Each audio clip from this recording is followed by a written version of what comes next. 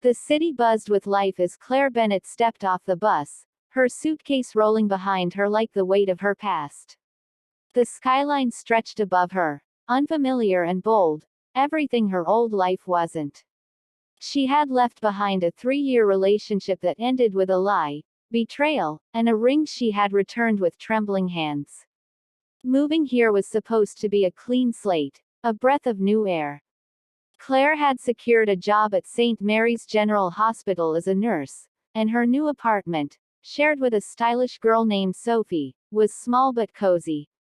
As she stood in line at the nearby coffee shop that morning, she clutched her thermos and repeated her mantra. New place, new pace, new grace. But life doesn't always stick to scripts. When she turned to walk toward the counter, she bumped into a tall, dark-haired man holding a laptop bag and a coffee cup. The liquid spilled slightly, and Claire gasped. "I'm so sorry," she said quickly, staring right into his eyes. The man looked up, his eyes locking onto hers. Warm, but distant. "No worries," he said softly. "It happens." Something in his voice stirred her. Claire didn't know it yet, but she had just met Daniel Moore. Daniel Moore walked out of the cafe with a heavy heart, the faint scent of vanilla and coffee clinging to his clothes. The woman he'd bumped into, Claire, lingered in his mind. Her soft voice, but he had no room for distractions. Not anymore. He walked briskly to his office, a quiet tech startup downtown where he worked as a senior developer. To his colleagues, Daniel was the guy with brilliant ideas and a quiet charm. But behind his composed demeanor was a man still haunted by grief.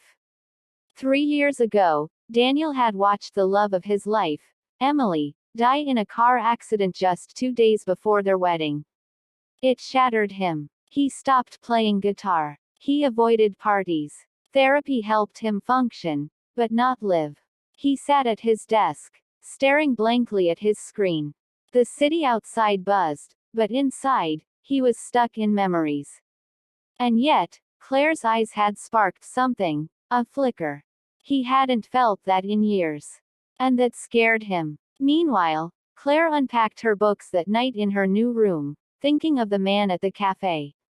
There was a sadness in him. A mystery. She didn't know his name. But she remembered his eyes.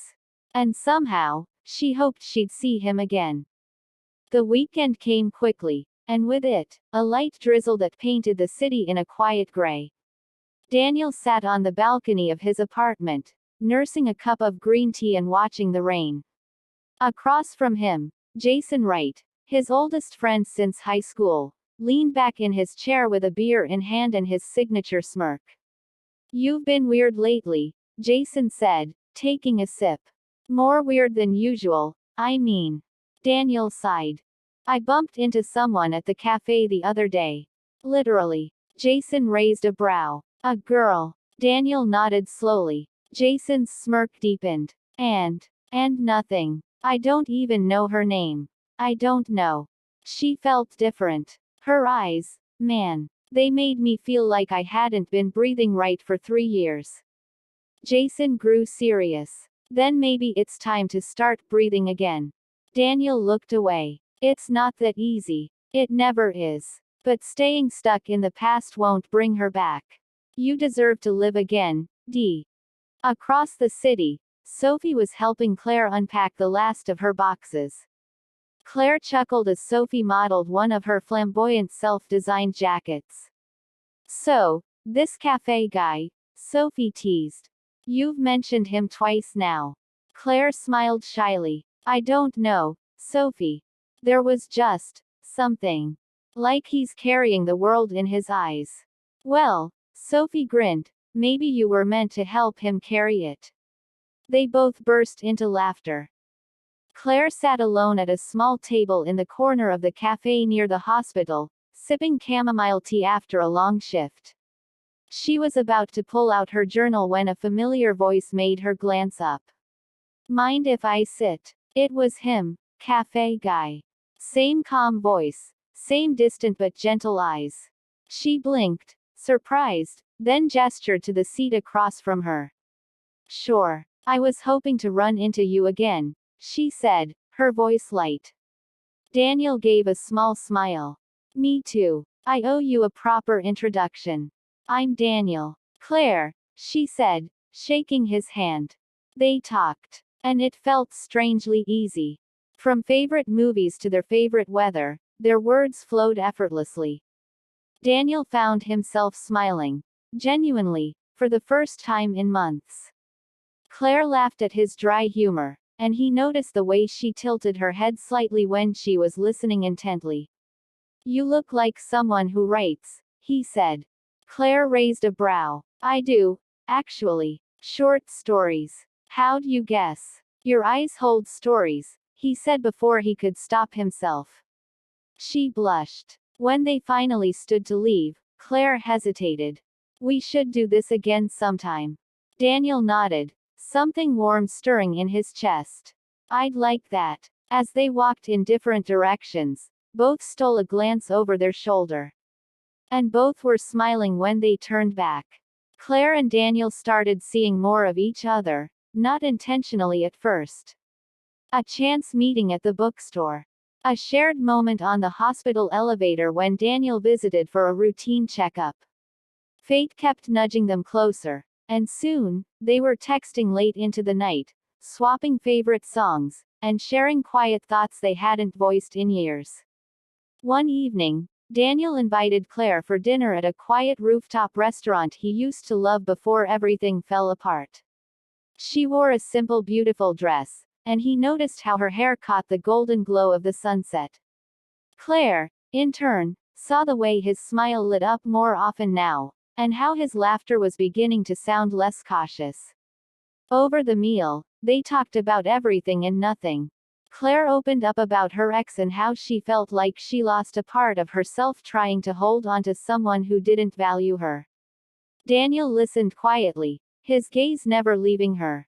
I guess I forgot what it felt like to be seen, Claire whispered, staring at her wine glass.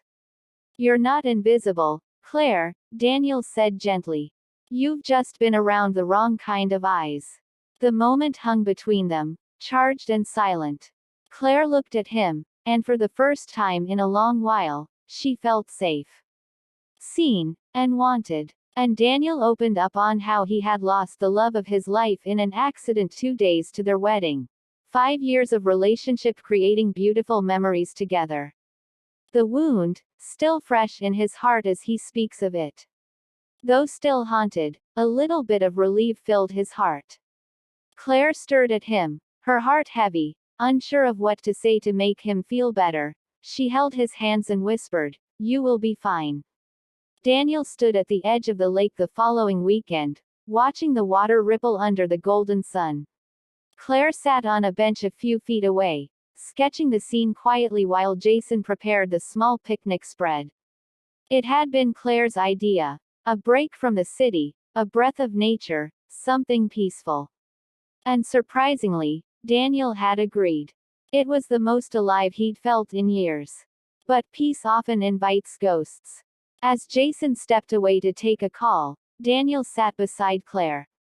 She handed him a sketch, his profile, captured in soft pencil strokes. I hope you don't mind, she said shyly. He stared at it for a long time. No, I love it. Claire looked at him, sensing the shift in his mood. You thinking about her? Daniel nodded. Emily. I always thought letting go would mean betraying her. Claire's voice was soft. Letting go doesn't mean forgetting. It means choosing to live, again.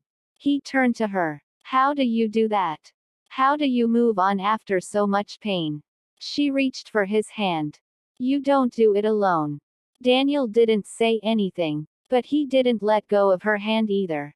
Later that evening, as the sun dipped low, Daniel stood quietly by the water's edge. He pulled out a small letter he'd written years ago to Emily, the one he could never bring himself to burn. This time, he let it go. The wind carried it across the lake.